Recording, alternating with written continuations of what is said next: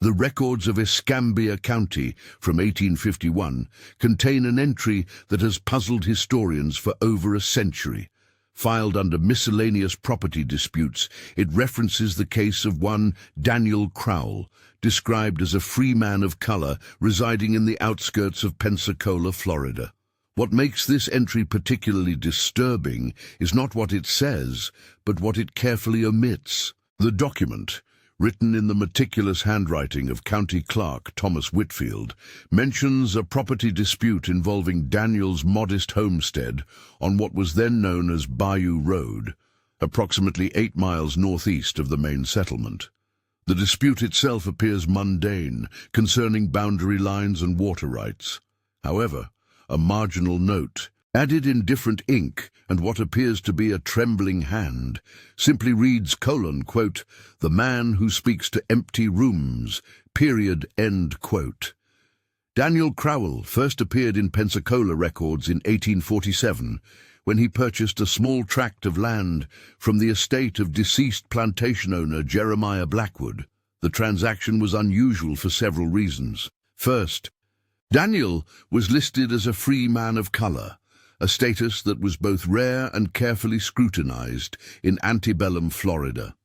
Second, he paid for the land in gold coins, an amount that seemed impossible for a man of his supposed social standing. Third, the land itself had been considered worthless by the Blackwood family, as it was said to be prone to flooding and unsuitable for cultivation. Daniel, however, seemed to know something about the property that others did not.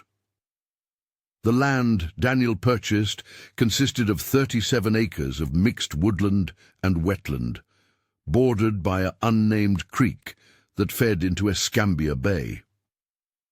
The previous owner had attempted to establish a small rice plantation on the property in the 1820s, but the effort had been abandoned after 3 consecutive failed harvests.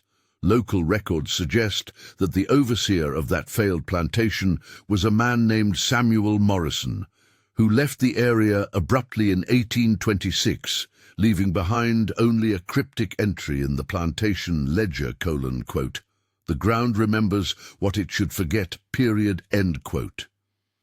When Daniel took possession of the land, he immediately began construction of a modest cabin on the highest point of the property, a small rise that overlooked the creek. Neighbors described him as a quiet man in his 30s, well-spoken and educated, which was itself remarkable. He claimed to have learned his letters while working as a house servant in Mobile, Alabama, though no records from that city have ever been found to corroborate his story. What struck those who met him was his habit of pausing mid-conversation, as if listening to something only he could hear. The cabin Daniel built was constructed entirely of heart pine and cypress, materials that would have been expensive for a man of modest means. Local suppliers reported that he always paid in advance and in gold, never offering any explanation for his apparent wealth. The structure itself was larger than necessary for a single man, containing 4 rooms instead of the typical 1 or 2 found in homes of similar economic circumstances. Most unusually, Daniel insisted on having a cellar dug beneath the main living area, despite the fact that the high water table in the region made such excavations both difficult and generally pointless. During his first 2 years on the property, Daniel lived a life of apparent solitude. He planted a small garden and kept a few chickens, but made no attempt to cultivate the larger portions of his land. Neighbors rarely saw him except when he made his weekly trips to town for supplies. These trips followed a rigid pattern. Daniel would arrive in Pensacola on Saturday mornings, visit the general store and the post office, and return home before midday. He never lingered for conversation and never accepted invitations to social gatherings or religious services. The first indication that something unusual was occurring on Daniel's property came in the spring of 1849. John Patterson, whose farm bordered Daniel's land to the south, reported strange sounds coming from the direction of the cabin during nighttime hours. Patterson described the sounds as voices, multiple voices, engaged in what seemed to be conversations. This would not have been particularly noteworthy, except that Patterson was certain that Daniel lived alone. When he mentioned this to other neighbors, they confirmed similar observations. Margaret Holmes, whose property lay to the west, reported seeing lights moving through the windows of Daniel's cabin long after midnight, as if multiple people were moving about inside. The mystery deepened when several residents reported encountering Daniel in town during times when they had also seen activity at his cabin. On one particular Wednesday in June of 1849, store owner William Haynes served Daniel at his establishment at approximately 2 in the afternoon. Less than an hour later, farmer Robert Lee reported seeing Daniel working in his garden, despite the fact that the distance between the store and Daniel's property would have made such timing impossible on foot or horseback. When confronted about these discrepancies, Daniel offered no explanation, stating only that he was where he needed to be. By the autumn of 1849, the peculiarities surrounding Daniel Crowell had become a source of considerable discussion among the local population. Children were forbidden from playing near Bayou Road after dark, and adults began taking longer routes to avoid passing too close to Daniel's property. The situation was complicated by the fact that Daniel himself had committed no crime and had been nothing but cordial in his limited interactions with his neighbors. The fear seemed to stem not from anything he had done, but from a growing certainty that the laws of nature operated differently in his vicinity. The most disturbing account from this period comes from the diary of Mary Hutchinson, the wife of local Methodist minister Reverend James Hutchinson. In an entry dated October 15th, 1849, she wrote, quote, "James felt compelled to visit the Crowell man today, believing it his Christian duty to offer fellowship to one so obviously isolated period. When he returned, he would not speak of what transpired, period. He sat in his study until well past midnight, reading scripture aloud, as if the words themselves were keeping something at bay, period, end quote, Reverend." Hutchinson never recorded his own account of this visit, though his subsequent sermons began to focus heavily on themes of redemption and the weight of inherited sins.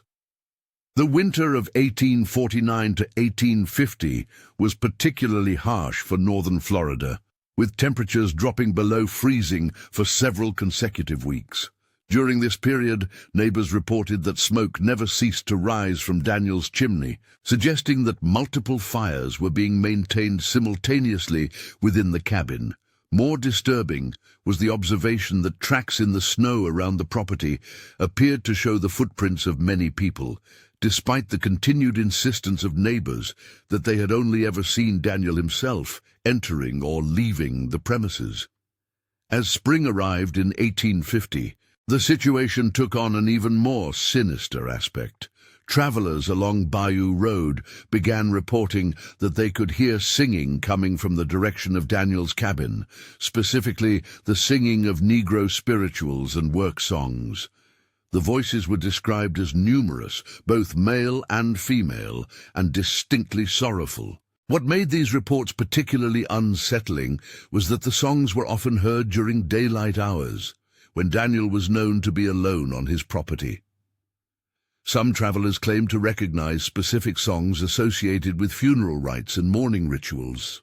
The singing was accompanied by other phenomena that defied easy explanation. Local physician Dr. Nathan Green reported being called to examine several residents who had fallen ill after passing too close to Daniel's property. The symptoms were consistent among all patients: severe headaches, difficulty sleeping, and recurring dreams of being underwater. Most disturbing was the patient's unanimous report that they could taste salt water for days after their exposure, despite the fact that Daniel's Creek was fresh water and the property was several miles inland from the bay. During the summer of 1850, the mystery took on a more personal dimension for the community. Several residents reported dreams in which they found themselves in a place they did not recognize, surrounded by people they had never met, all of whom seemed to know intimate details about their lives. These dreams invariably took place in what appeared to be the interior of Daniel's cabin, though none of the dreamers had ever been inside the structure. The dreams always ended the same way: with the dreamer standing in Daniel's cellar, surrounded by a crowd of silent figures whose faces could not be seen clearly. The most detailed account of these dreams comes from the journal of businessman Frederick Walsh, who had initially dismissed the stories about Daniel as simple country superstition. Walsh's entry from July 23, 1850, reads, quote, "I found myself in a room I had never seen, yet knew as intimately as my own parlor period. The walls were lined with what appeared to be sleeping quarters, though no beds were visible, period. Instead, there were simply impressions in the earthen floor, as if many bodies had lain there so often that they had worn depressions into the ground, period. The air was thick with a smell I cannot describe, though it reminded me of wet wool and old iron, period. When I attempted to leave, I discovered that the door through which I had entered no longer existed, period, end quote." By the late summer of 1850, the situation had begun to affect the daily life of the community in measurable ways. Property values along Bayou Road declined substantially, and several families relocated to other parts of the county. The local school, which served children from the surrounding farms, was moved to a new location after parents complained that their children were having difficulty concentrating and were experiencing recurring nightmares. Even the delivery of mail to the area became problematic, as postal workers reported feeling an inexplicable sense of dread when approaching Daniel's property.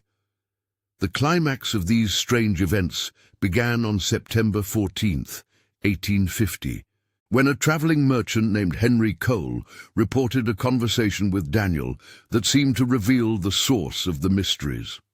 Crowell had taken shelter from a sudden thunderstorm in the small lean-to that Daniel had constructed for travelers, a gesture of hospitality that was typical of the man's generally accommodating nature. According to Crowell's later testimony, Daniel approached him during the height of the storm and began to speak in a manner that was both urgent and cryptic. Daniel told Crowell that he had not chosen his property randomly, but had been drawn to it by information contained in documents he had acquired in Mobile. These documents, which he described as inventory records from the old Blackwood plantation, contained references to events that had occurred on the land during the 1820s. Daniel claimed that the previous owner, Jeremiah Blackwood, had used the property for purposes other than agriculture, purposes that had left an indelible mark on the land itself. According to Crowell's account, Daniel explained that during the 1820s, the property had served as a way station for enslaved people being transported from the interior of Alabama to the ports of Pensacola for shipment to sugar plantations in Louisiana and the Caribbean. However, the operation had been conducted in secret, outside the normal channels of the slave trade, and had involved practices that even slave traders of the era would have considered extreme. Daniel claimed that evidence of these practices remained on the property, evidence that he felt compelled to preserve and honor. The conversation took an even more disturbing turn when Daniel began to describe the contents of his cellar. According to Crowell, Daniel claimed that he had discovered the remains of approximately 30 individuals buried in unmarked graves around his property. These remains, he said, represented enslaved people who had died during their forced transport through the area, either from disease, exhaustion, or deliberate violence. Daniel claimed to have carefully exhumed these remains and reinterred them in his cellar, where he could ensure they received proper burial rites and would not be forgotten by history. Crowell's account becomes increasingly incoherent at this point, as he claimed that Daniel began to describe conversations he held with the deceased individuals in his cellar. Daniel apparently spoke of these people as if they were still present, describing their personalities, their fears, and their hopes for their families. He claimed to have learned the names of many of them and to have created a record of their lives based on these posthumous conversations. Most disturbing was Daniel's claim that these individuals had specifically requested that their stories be told, and that he served as their voice in a world that had forgotten their existence. The merchant's testimony was initially dismissed as the product of an overactive imagination combined with the stress of the storm. However, Cole's account gained credibility when other residents began to report similar conversations with Daniel. In each case, Daniel spoke of his property as a place of remembrance where the forgotten dead could find peace and acknowledgement. He described his nightly activities as funeral vigils, during which he would read aloud the names and stories of those buried in his cellar, ensuring that they would not pass into oblivion unnamed and unmourned. These revelations cast the previously inexplicable phenomena in a new and more troubling light. The voices heard at night were explained by Daniel as the sounds of mourning rituals, during which he would sing spirituals and conduct funeral services for individuals who had been denied such rites decades earlier.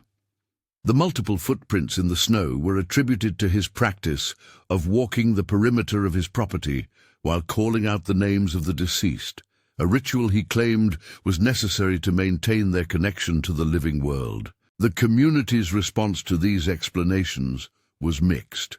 Some residents expressed sympathy for Daniel's apparent desire to honor the forgotten dead, viewing his actions as a form of belated justice for victims of historical atrocities.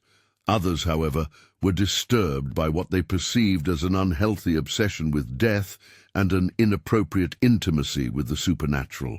The debate was complicated by the fact that no one could verify Daniel's claims about the historical use of his property, as records from the Blackwood plantation were incomplete and contradictory.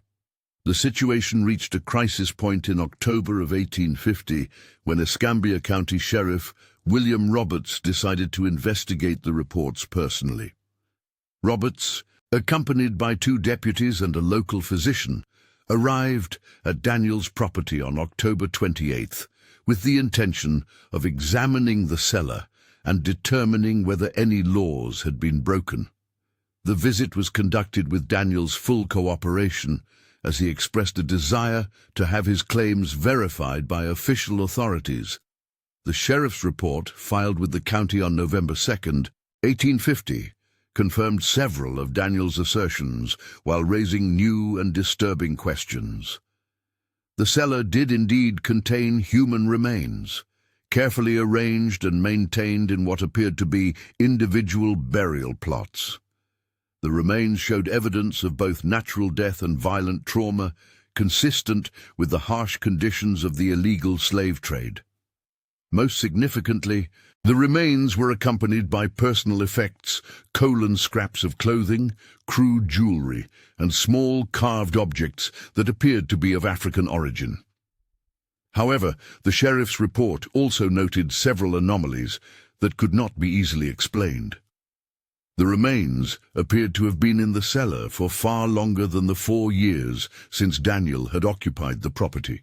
Yet they showed signs of recent disturbance and rearrangement. More puzzling was the discovery of detailed written records describing each set of remains, including names, ages, and personal histories. These records were written in Daniel's handwriting, yet they contained information that would have been impossible for him to obtain through conventional means.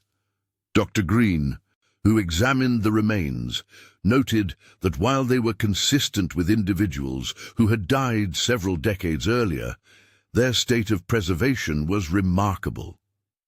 In his medical opinion, the remains should have been far more deteriorated given their age and the humid conditions of the cellar. He also observed that the arrangement of the remains suggested they had been moved and repositioned multiple times, as if someone had been maintaining them as an active burial ground rather than a historical site. The most disturbing finding of the official investigation was the discovery of a series of journals hidden beneath the floorboards of Daniel's cabin. These journals, written in the same hand as the burial records, contained detailed accounts of nightly conversations between Daniel and the deceased individuals in his cellar. The entries spanned the entire period of Daniel's residence on the property and described increasingly elaborate funeral rituals and mourning practices.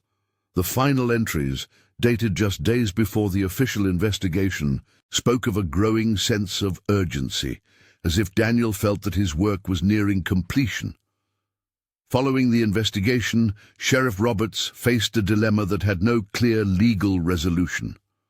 While Daniel had clearly exhumed and relocated human remains without proper authority, his motivations appeared to be respectful rather than malicious.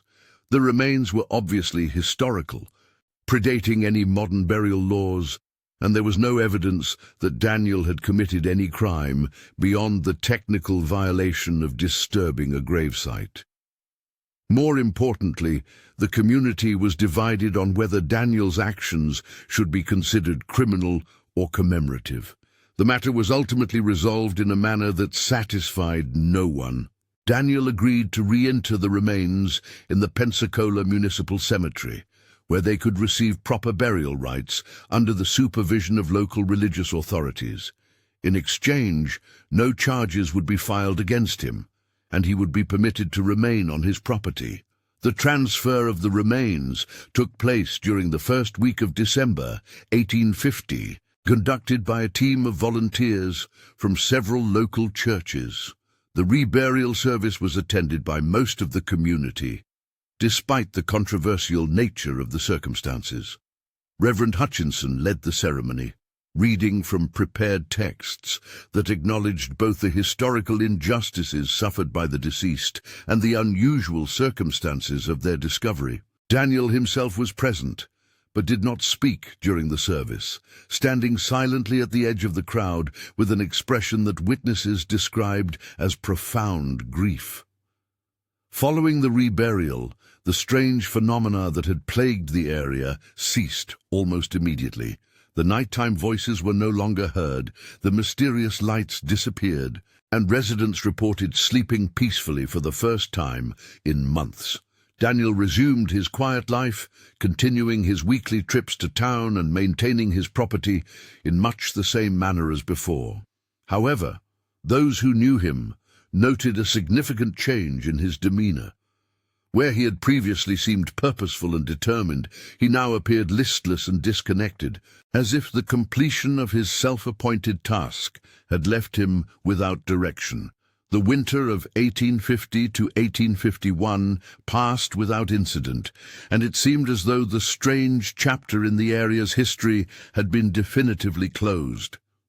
Daniel continued to live alone on his property, tending his garden and maintaining his cabin. But he no longer exhibited the mysterious behaviors that had so disturbed his neighbors. The community gradually returned to its normal routines, though the events of the previous year remained a frequent topic of conversation and speculation. However, this period of normalcy proved to be temporary. In March of 1851, residents began reporting that Daniel had resumed his nighttime vigils, though in a greatly modified form. Instead of the complex rituals described in his journals, he was now observed walking the perimeter of his property in silence, carrying a lantern and stopping periodically to stand motionless for several minutes. These walks occurred every night, regardless of weather conditions, and followed a precise route that took him to each location where remains had been discovered. The nightly walks might have been dismissed as harmless eccentricity, except that they were accompanied by other phenomena that suggested Daniel's connection to the supernatural had not been severed by the reburial. Travelers along Bayou Road reported encountering Daniel during his walks, only to discover upon reaching town that he was simultaneously observed at his cabin by other witnesses. These apparent duplications became so frequent that many residents began to avoid traveling the road after dark, unwilling to risk encountering what they could not explain. More disturbing were reports that Daniel had begun to speak during his walks, conducting what appeared to be one-sided conversations with invisible companions. Neighbors who lived close enough to overhear these conversations reported that Daniel seemed to be receiving instructions or guidance, often nodding in agreement or asking questions of his unseen interlocutors. The content of these conversations was generally inaudible, though several witnesses claimed to hear Daniel repeatedly apologizing and asking for forgiveness. The situation took on an even more sinister aspect when Daniel began to exhibit physical changes that suggested his health was deteriorating rapidly. Dr. Green, who encountered him during one of his weekly trips to town, noted that Daniel had lost a significant amount of weight and that his skin had taken on a grayish pallor. More concerning was Daniel's apparent difficulty maintaining his balance and his tendency to pause mid-step, as if listening for guidance about where to place his feet. When questioned about his health, Daniel insisted that he was well, though he acknowledged that he had been sleeping poorly. The deterioration of Daniel's condition accelerated throughout the spring of 1851. Neighbors reported that his nightly walks became increasingly erratic, sometimes lasting until dawn, and covering areas far beyond the boundaries of his property. On several occasions, Daniel was found standing motionless in the middle of Bayou Road, apparently oblivious to approaching traffic. When approached, he would react with confusion and disorientation, as if awakening from a deep sleep, and would have no memory of how he had come to be there. The community's growing concern for Daniel's welfare was complicated by their fear of the supernatural forces that seemed to surround him. While many residents felt sympathy for his obvious distress, few were willing to approach him directly or offer assistance. This reluctance was reinforced by increasingly bizarre incidents that suggested that contact with Daniel might be dangerous for others. Several people who had attempted to help him during his episodes of disorientation reported experiencing vivid nightmares and waking hallucinations in the days following their encounters. The most detailed account of these secondary effects comes from farmer Thomas Anderson, who found Daniel collapsed on the road near his property in early May. Anderson helped Daniel to his feet and walked him back to his cabin, during which time Daniel spoke continuously about people Anderson could not see. According to Anderson's later testimony, Daniel seemed to be introducing him to a group of invisible companions, providing names and biographical details for each one. Anderson played along with what he assumed was a delusion brought on by illness, but began to experience disturbing dreams that same night. In his dreams, Anderson found himself in the company of the people Daniel had described, all of whom seemed intimately familiar with Anderson's personal life and family history. The dreams occurred nightly for more than a week, always featuring the same individuals, and always ending with Anderson standing in Daniel's cellar, surrounded by empty burial plots. Most disturbing was Anderson's growing certainty that these were not ordinary dreams, but some form of supernatural communication that had been initiated by his contact with Daniel. By June of 1851, Daniel's condition had deteriorated to the point where he was rarely seen during daylight hours, though his nightly wanderings continued with increasing intensity. His weekly trips to town ceased entirely, and his property began to show signs of neglect as he became unable or unwilling to maintain his garden and livestock. Concerned neighbors occasionally left supplies at his door, but these were often found untouched days later, suggesting that Daniel was surviving on very little food or water. The climax of Daniel's decline came during the third week of June, when he failed to appear for his nightly walk for 3 consecutive nights. Concerned that he might have fallen ill or injured himself, several neighbors overcame their reluctance and decided to check on his welfare. They found his cabin empty, with no signs of recent habitation. though his personal belongings remained undisturbed.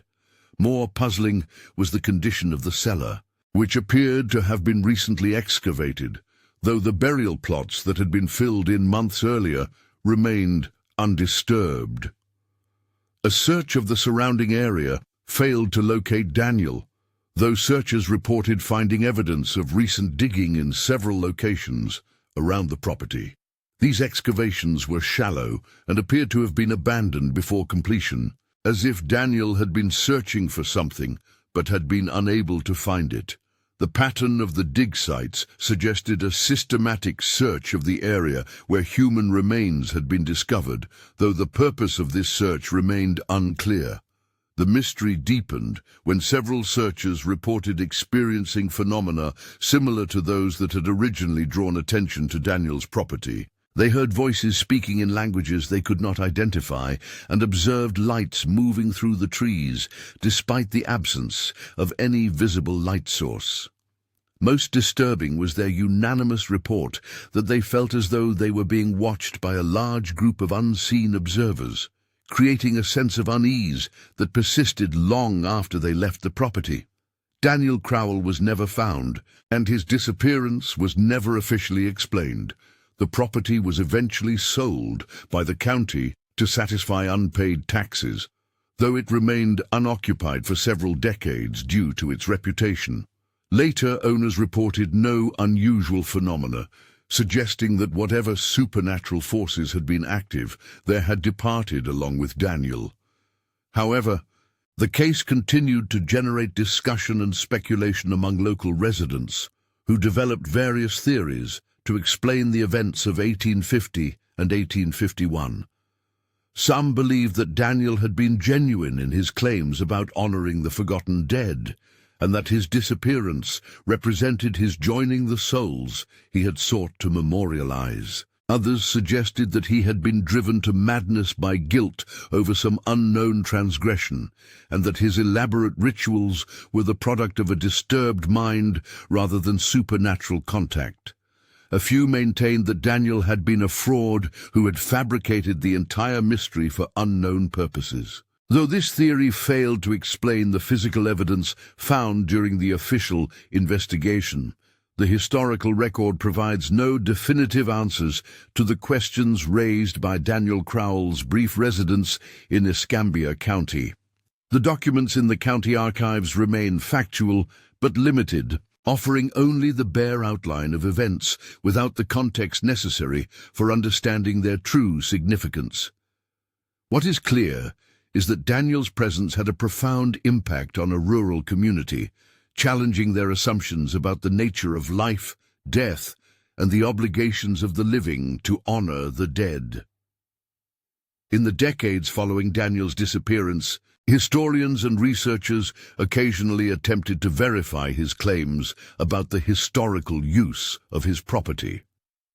These efforts were hampered by the destruction of many plantation records during the Civil War and the general reluctance of antebellum authorities to document the illegal aspects of the slave trade.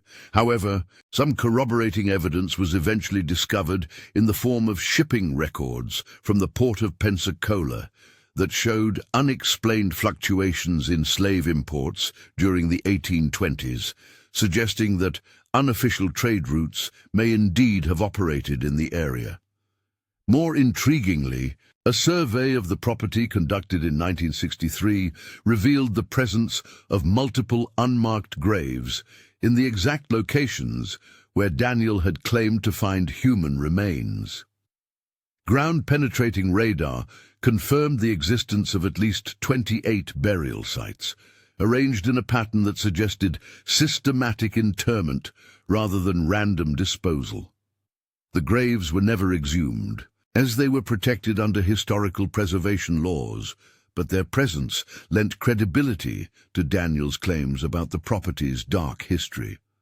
The case of Daniel Crowell remains one of the most thoroughly documented instances of alleged supernatural phenomena in 19th-century Florida, primarily because the events occurred in a small community where multiple witnesses could corroborate each other's accounts. The consistency of the testimonies, combined with the physical evidence discovered during the investigation, suggests that something genuinely unusual occurred on that property during the years 1849 to 1851. Whether that something was supernatural contact with the spirits of the dead, as Daniel claimed, or some other phenomenon that cannot be easily categorized, remains a matter of debate.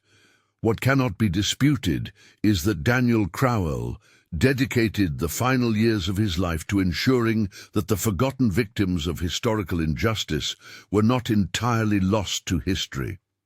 In doing so, he created a mystery that continues to challenge our understanding of the relationship between the living and the dead, and the responsibilities we bear for the sins of the past. The empty cabin on Bayou Road stood for 37 more years before being demolished to make way for a lumber mill. Workers who cleared the site reported no unusual phenomena, though they did discover a small metal box buried beneath what had been the cabin's front steps. The box contained a single document written in Daniel's distinctive handwriting that consisted entirely of names and dates. There were 96 names in total, far more than the number of remains found on the property, suggesting that Daniel's knowledge of the area's hidden history extended beyond what he had been able to prove. Today, the site is occupied by a small industrial facility, and few residents of modern Pensacola are aware of the events that occurred there more than a century and a half ago. The official records remain in the county archives, available to researchers who know to look for them, but they are rarely consulted and even more rarely understood in their full context. The story of Daniel Crowell has become a footnote in local history, remembered primarily by historians and genealogists who encounter references to it while researching other topics. Perhaps this obscurity is fitting for a man who dedicated his life to ensuring that the forgotten would be remembered. Daniel Crowell's own story has largely been forgotten, just as the stories of those he sought to honor had been forgotten before he took up their cause. In the end, the mystery he created may be less important than the questions it raised about memory, justice, and the weight of historical responsibility. His brief presence in Escambia County forced a community to confront the hidden costs of their prosperity and to acknowledge the human suffering that had been built into the foundation of their society. The documents do not tell us whether Daniel Crowell found peace in his unusual calling or whether the voices that guided his actions were real or imagined. They do not explain how he acquired his knowledge of events that had occurred decades before his arrival, or what ultimately became of him when his work was completed. What they do record is the testimony of ordinary people who witnessed extraordinary events that challenged their understanding of the world and left them forever changed by the experience.